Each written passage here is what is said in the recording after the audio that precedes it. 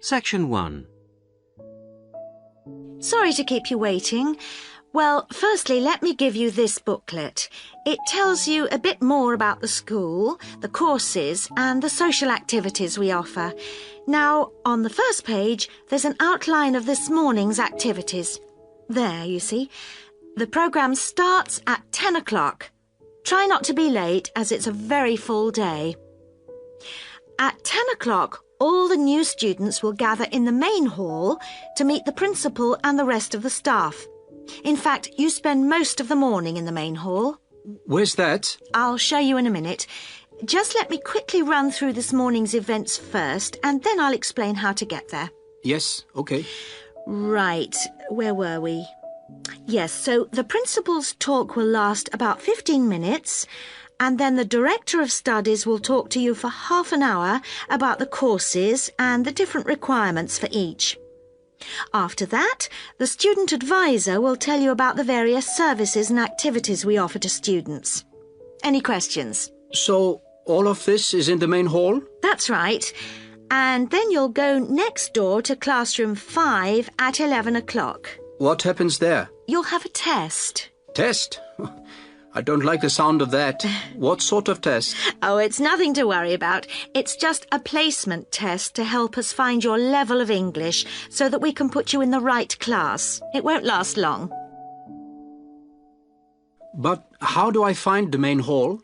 Right. If you look on the back of the booklet I gave you, you'll see a map of the school. Let me show you. Look, you came in through the main entrance here, and now we're here at reception.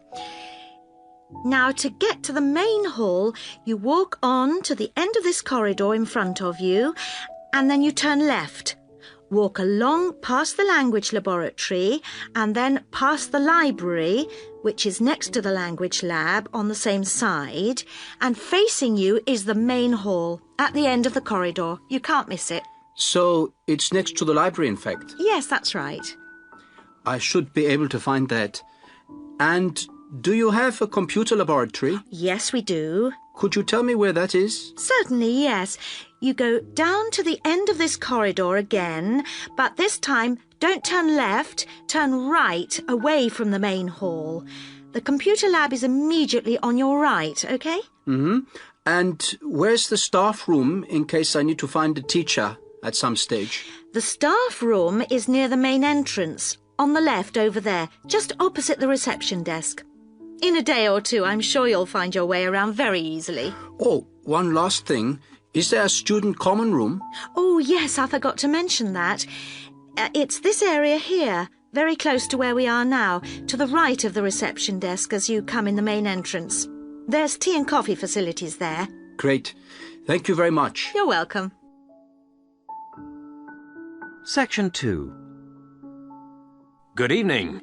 Tonight's show comes to you from the Good Home exhibition in Duke's Court, where we've been trying out some of the latest gadgets on show here and getting our resident expert, Liz Shearer, to tell us which ones are worth buying and which will die a death. Well, hello. Yes, John, I've been investigating 4 new household gadgets and sorting out the advantages and disadvantages, and then really deciding what are must-buys, what are maybe-buys, and what are never-buys. Let's start with this vacuum flask for keeping drinks hot.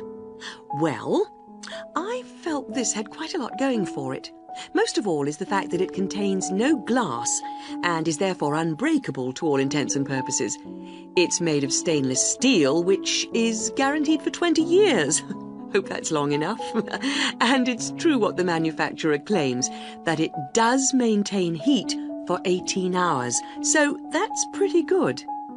On the downside, it really works out to be quite expensive, and much more surprisingly, it unfortunately leaves a strange taste, when you've drunk from it. So, all in all, my recommendation would be it's got plenty of advantages, but it is rather expensive, so I'd say you should maybe buy it.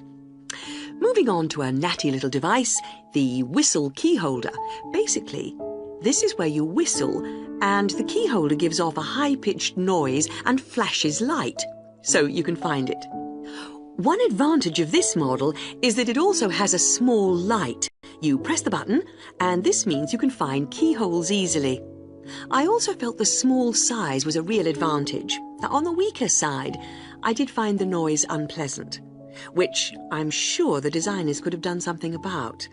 And I found that it didn't work through metal, so it's mainly useful finding in coat pockets, cushions, etc.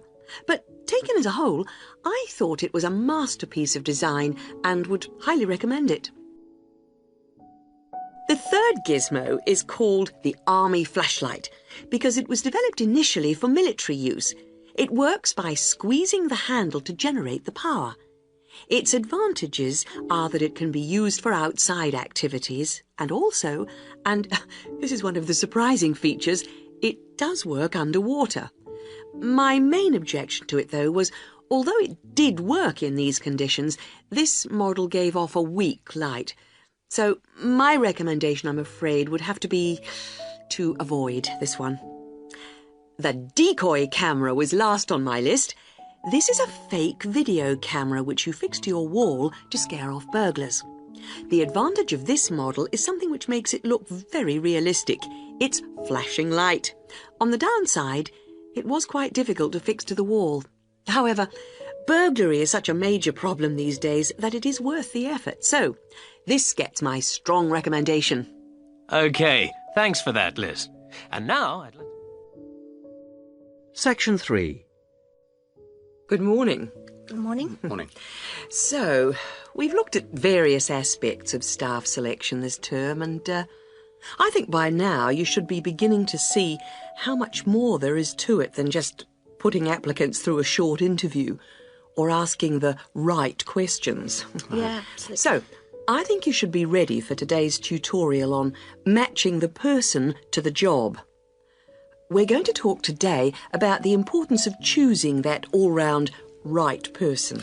Right, so we have to put ourselves into the role of the manager or supervisor. Yes, and then we're going to imagine how different applicants would fit into the team or group they have to work with. We'll look at some examples later. It's just theoretical at the moment. Yes. The point is, you can select someone, even a friend, who has all the right qualifications, degrees, certificates, whatever. You can also check that they have a lot of experience, that they've done the sort of tasks that you want them to do in your office already, in a similar environment. But if they start work, and you realise that they just don't get along with everybody else, that, say, they've got sharply contrasting views on how something will work, well, with the best will in the world, you may be backing a loser. Wouldn't it be just a question of company training, though? Not always, particularly in a team situation. And I think it's important to think in terms of that type of working environment. People have to have faith in each other's ability to carry out the task their boss has set them. They have to trust that everyone will do their part of the job. And you can't necessarily train people for this. But it's like trying to find out what someone's personality is like in a job interview. I mean, you just can't do that. Even if you try, you won't find out what they're really like until they actually start work. Well, in most interviews, you usually ask candidates questions about their hobbies and what they like doing in their spare time, that sort of thing. So, employers are already involved in the practice of, well, doing part of the task. But it doesn't tell you anything. It doesn't tell you if they're easygoing or hate smokers or whatever. Well, arguably, it does give you a bit of information about an applicant's character.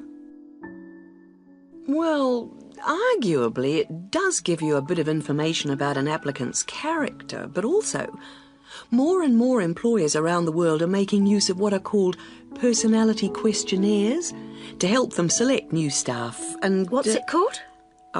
A personality questionnaire. They have to be filled out by the candidates sometime during the selection procedure, often just before an interview. The idea is actually quite old. Apparently they were used by the ancient Chinese for picking out clerks and civil servants, and then later they were used by the military to put people in appropriate areas of work. They've gained a lot of ground since then, and there are about 80,000 different tests available now, and almost 2/3 of the large employers use them. Which makes you think that there must be something in them. That's right. They ask the sort of questions that you might expect, like, do you like working under pressure, or are you good at keeping deadlines? And what if people can see through them and just write what they think the employer wants to see? Well, that's always a possibility. I mean, it's human nature to lie, isn't it? Well, that's the point. Apparently it isn't. These tests are compiled by experts, and they believe that the answers can provide a few simple indicators as to roughly the type of person that you are, that people will generally be truthful in that situation. And then you can go some way towards finding out whether someone's, say, forward-looking, a go-ahead type of person, or resistant to change. Yes, and there are all kinds of other methods. Section 4. Right, are we all here? Okay. As you know, today Vivian is going to do a presentation on the hat-making project she did with her class during her last teaching practice. So, over to you, Vivian. Thanks. Mr. Yardley has asked me to describe to you the project I did as a student teacher at a secondary school in London. I was at this school for 6 weeks, and I taught a variety of subjects to a class of 14-year-old pupils. The project I chose to do was a hat-making project, and I think this project could easily be adapted to suit any age. So, to explain the project. After we'd done the research, we went back to the classroom to make 2 basic hat shapes using rolls of old wallpaper. We each made, first of all, a conical hat by, well, if I show you now, cutting out a circle and then making 1 cut up to the centre and then, overlapping the cut like this. A conical hat that sits on your head. The other hat we made was a little more complicated. First of all, we cut out a circle again, like this. Then you need a long piece with flaps on it. I've already made that bit, which I have here. You bend the flaps over and stick them with glue or Pritt stick to the underside of the circle, like this. Again, I've prepared this so that I don't get glue everywhere. The pupils do, of course, so you need plenty of covers for the table. And there you have a pillbox hat, as in pill and box. Now, variations and combinations of these 2 hat shapes form the basis of the pupils' final designs. The next stage of the project was the design phase, and this involved, first of all, using their pages of research to draw a design of their hat on paper. That's the easy part. They then had to translate their 2-dimensional design into a form to fit their head. I encouraged them to make a small-scale, 3-dimensional hat first, so that they could experiment with how to achieve the form they required.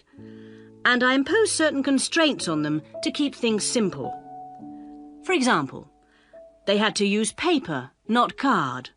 Paper is more pliable and easier to handle. They also had to limit their colours to white, grey, or brown shades of paper, which reflected the colours of the buildings they were using as a model for their hats. And they had to make sure their glue didn't show. Well, it was very enjoyable. And just to give you an idea of what they produced, I brought along 3 hats to show you. This one here is based on a circular stairway in an old building in London. It uses 3 pillbox hats, one on top of the other. This was designed by Teresa. Here's another one that has a simple strip going round the base of the hat, but has then gone on to add strips of paper that come out from the base and that meet at the top of the hat, rather like a crown, making a fairly tall hat. This was made by Muriel. And lastly, there's a combination of the pillbox or single strip around the base and then the conical hat shape on top to form a castle turret. This was made by Fabrice. and there are many more that I could have brought. Thank you, Vivian. That was most interesting. Now, what we can learn from this is that...